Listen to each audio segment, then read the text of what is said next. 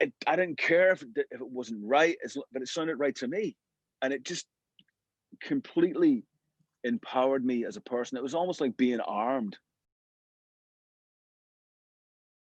Hey, how you doing? It's Kylie Olsson here. Now, before my guest gets here, I just want to say, please subscribe to Life in Six Strings. That would be amazing. All you have to do is click the button below, and please leave a comment. Like I've said before, I love to hear your feedback. It's always good. And if you have any suggestions on guests, that's also great as well. So my guest is here. He has been in some pretty impressive bands, from Thin Lizzy, Black Star Riders, the Almighty, as well as having an amazing solo career. So please welcome to Life in Six Strings, the wonderful Ricky Warwick. Thank you. Good to see you. Thanks for having me on. Good to see you again. And Thank you. You too. I guess my first question to you is what I like to ask everyone when they come on the show is, why the guitar? Oh, why the guitar? I mean, up until that point, it was football. I was, I still am. I'm obsessed with football, and I wanted to be a footballer. And I was really interested in music, but it definitely was second place to the football. And I got a cheap acoustic guitar when I was 8 or 9 years old. It was a Neko. I can remember it. And my dad sent me for about 4 or 5 lessons, and I hated it. My fingers hurt, and you know, it was boring. I just didn't take to it. I just didn't take. I loved music. I was really getting into music, Top of the Pops and all that. And then fast forward a couple of years, I'm 13. I'm really getting into music at this point now, and I go to see my first ever show, and it's a band called Stiff Little Fingers, and they're playing the Ulster Hall in Belfast. And I walk in to the gig, this 13-year-old kid, excited about seeing a band, and I walk out of the gig a changed person, with my life defined, my vocation in life defined, what I was going to be defined. It had that much of an effect on me. And I had a paper run. I used to deliver the Belfast Telegraph, and I'd saved up a bit of money, and I went to my dad, I've got 70 quid. If you give me another 70 quid, can I get an electric guitar? And my dad was really cool. And he was like, yeah. And we got electric guitar. We bought it in a little town in Newtonards, where I'm from in County Down, just outside Belfast, and little 5-watt Vox amp. And that was it. And I thought, well, I better try and learn to play the thing now. So how did you learn how to play it? Totally self-taught. I cannot follow rules. My attention span when it comes to reading things and anything that's theory is non-existent, because I'm impatient. And it gave me a sense of purpose. The guitar suddenly, as soon as I picked it up, I wanted to write. I just wanted to write songs. I didn't want to learn other people's songs per se. I didn't want to learn scale. I still don't want to learn scales. I just wanted to write and make a noise and make a racket. And I didn't care if it wasn't right, but it sounded right to me. And it just completely empowered me as a person. It was almost like being armed. Do you know what I mean? Yeah. It was like suddenly I had this thing that I could express everything I was feeling through this piece of wood with this bits of metal on it. It just gave me a huge outlet for all the teenage angst and everything, and still does to this day. But that's the reason that I got into it in the whole first place. So did you go straight in to try and write your own songs then? Yeah, straight away. Right. I mean, as soon as I learned.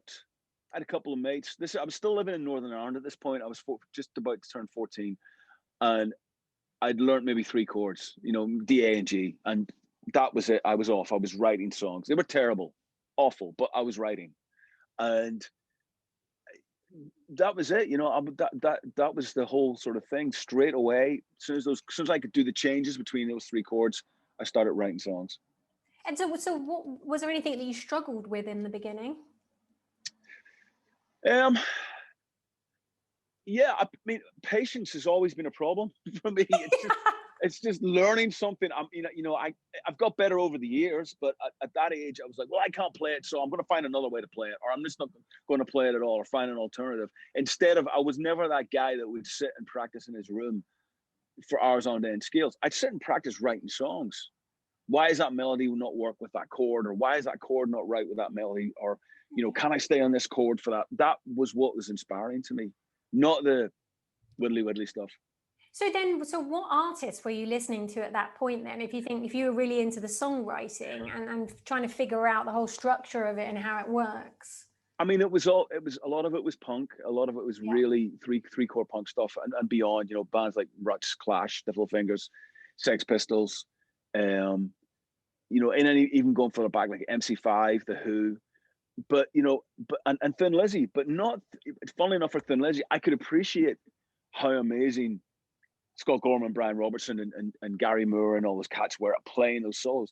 But it was Phil's songs that I was listening to. I was listening to his lyrics and his melodies more than I was listening to the guitars, if that makes sense. Not that I didn't appreciate how great the guitars were. Yeah. That's what I was listening, the overall sound.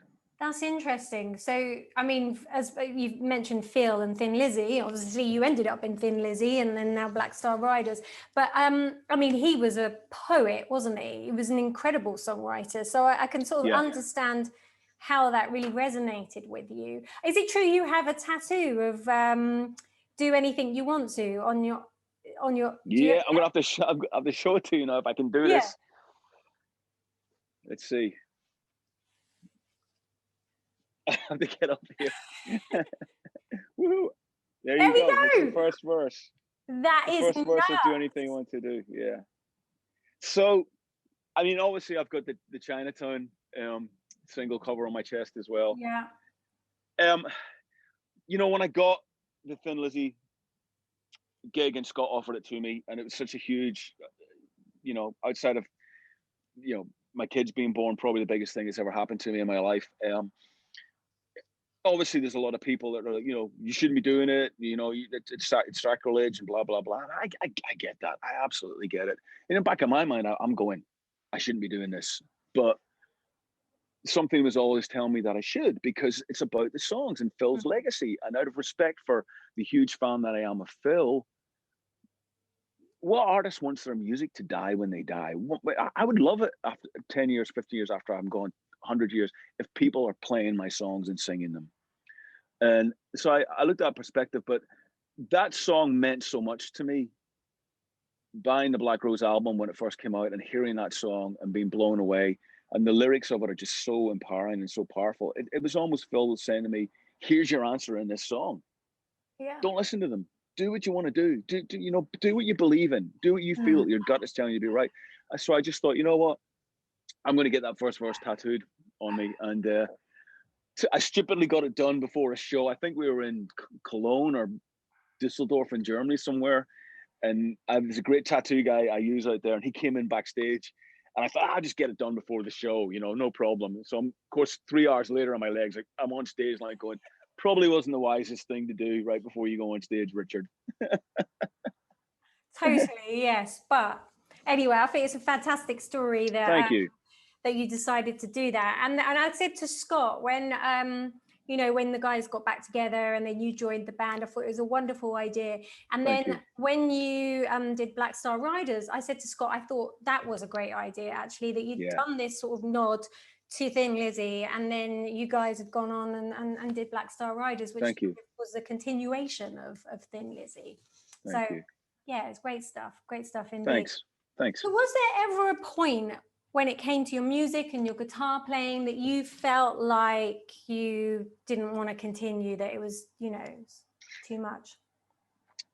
In regards just the business side of it, or no, in regards to just playing, like, I guess in regards to playing the guitar, because obviously you start, and then for me it's been like complete ups and downs, and you get to the point where you love it, and then you get to the point where you're like, oh, you want to smash it up. Absolutely. And then I'm at the point now where I'm like, I look at it every day and I go, I've got to practice it, but I'm like, so I'm waiting to come out the other side of that. Actually, I had a guitar lesson today, and he was teaching me how to bend some notes, and that kind of reignited the fire a little bit, because I felt like, oh, I've moved on to something new. But did you ever get to that point in your playing? It frustrates me. It frustrates me on a constant basis. Every day it frustrates me, and that's why I love it so much, because you can never master it, and you're always learning something new. I mean, being in Thin Lizzy, and obviously I'm not playing a lot of guitar. I mean, Scott and Damon are doing all the wonderful guitar work now, but I'm playing quite a bit of guitar, and that really pushed me as a guitar player. Because there's, there's some parts where I'm doing 3-part harmonies with those guys that I've never really done before, because I've never really played that much lead guitar. So that was great to be able to, I've probably never played guitar more in the last 10 years than I have prior to that. Last 10 years, I've just been playing every day. And, when I was in the Almighty and like that, yeah, I was lazy about it. I absolutely was. But I think, as they say, as you get older, you get a bit more wisdom, supposedly. And I think I realized that time's short and time is tight. And this is a great gift that we have to be able to do. And, let's make the most of it. And so I've really been pushing myself. And now it's like, it's every day. It's writing every day. It's a job. I treat it like a job, because it is a job, and give it full respect. And I love it. I just love it. But yeah, it frustrates the hell out of me. It does. It's good to hear. I'm not the only one. But what I find interesting is that you picked up the acoustic and then thought, whoa, no thanks, and then started on the electric. Yeah. But then you did back to the acoustic. Exactly. You did the Almighty and everything else, and then you were like, and then you had a little break, and then you came back acoustically, completely stripped back. I mean, that's pretty brave. Yeah. I mean, I'm going to try and make it as short as I can. I mean, the Almighty split up. I went back to Dublin. I formed a punk band called Sick, which was brilliant. And, we just got beaten by the business again. We were doing really well. And then, deals fell apart at the last minute. And I started to become really disillusioned at that point, because there's only so many, you're putting your heart and soul into something, and there's only so many kicks in the teeth that you can take. And, I found myself in Dublin, Ireland, with no record deal, no management, no publishing deal, no nothing, about to turn 30. And just disillusioned with music, because I loved it so much, but it had broken my heart so many times. I just thought, I can't let it break my heart again. So I actually thought about giving it up. And I didn't touch the guitar at all for about 6 months, and tried to kid myself that I was going to do something else. But, when it's in your blood, it's in your blood. And I knew that it was a facade. And, I was cheating myself. And it was actually Joe Elliott of Def Leppard. He said, he's like, what are you doing? Why aren't you playing?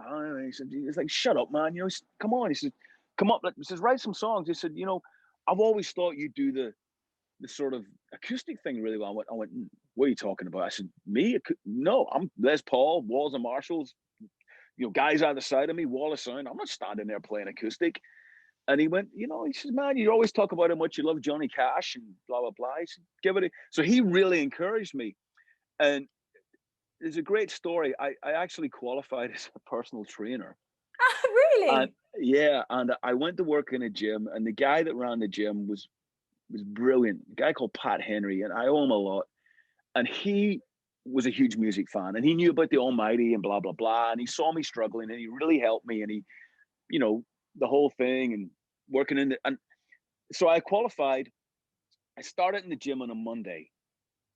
And the very first day, somebody recognized me. Somebody came in the gym, when you're Ricky Warwick from the Almighty, what are you doing? I said, well, I'm kind of done with music now, and blah, blah, blah. I'm working in this gym. And he said, I'm a publisher.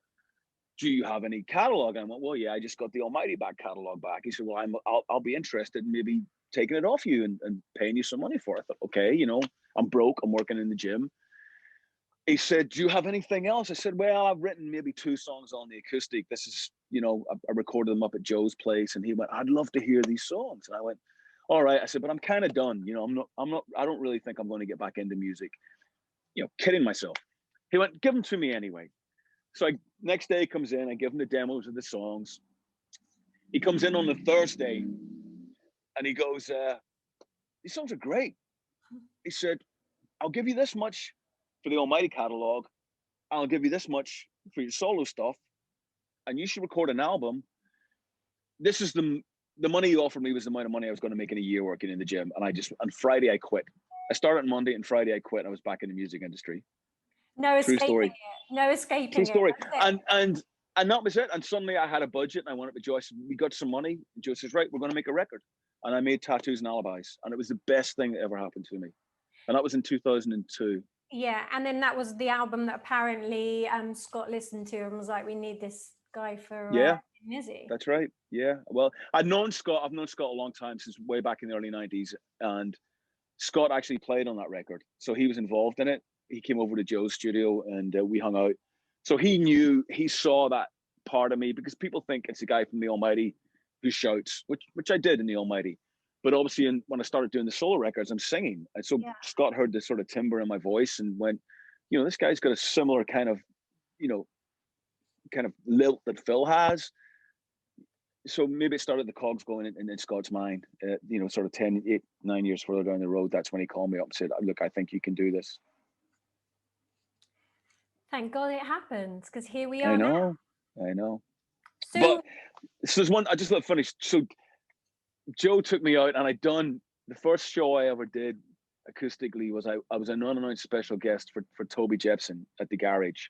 And Toby, bless his heart, let me go on and do a half an hour set. I was absolutely shitting myself. And then Joe said, he says, Leopard have got like 10 shows in the States. Why don't you come out and open for us? So here I am, second gig, Mandela Bay Hotel Arena, 14,000 people, on my own with an acoustic guitar. You've got to what do the things. fuck have I done? And it was liberating, because once I'd done that, and then I ended up going on tour with Def Leppard for a year, just solo acoustic. There's no fear. Once you've played in front of 15,000 rabid Def Leppard fans with just you armed with an acoustic guitar, there's no fear. The fear is gone. I felt, okay, if I can do that, I can do anything. It's true. You've got to feel the fear and do it anyway without being a bit cheesy.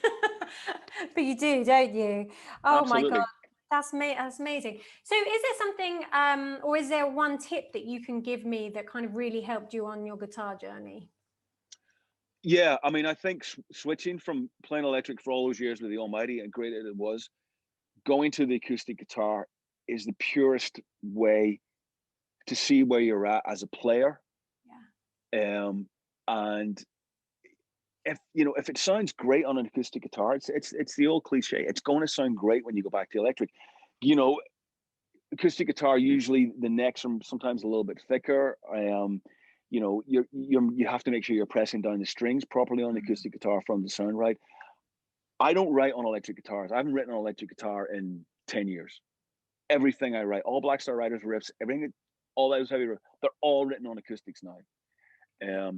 So that, play acoustic guitar. It's great to play acoustic guitar as much as you can too, because you will feel the benefit when you switch back to electric big time.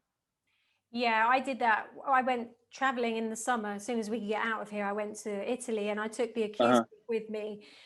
Jesus Christ, my fingers were hurting. But you're right, you have to push so hard. And then when I came back to the electric, I was like, it's so nice, wonderful. Isn't it? Yeah, I know, right? No, it's really so nice. It's good. So what have you got with you then? Let's have a look at your guitars. At the minute, most of my guitars are in our storage in Cambridge in the UK, and obviously I thought I was going to get to them a lot this year, so they've been there for the last year. So I've only really got what I've got in the house at the minute. So I've got. Where are you, by the way? Are you in LA? I'm in LA. So I've got my very nice Gretsch Rancher acoustic. I mean, I'm endorsed by Gretsch, and they've been wonderful to me.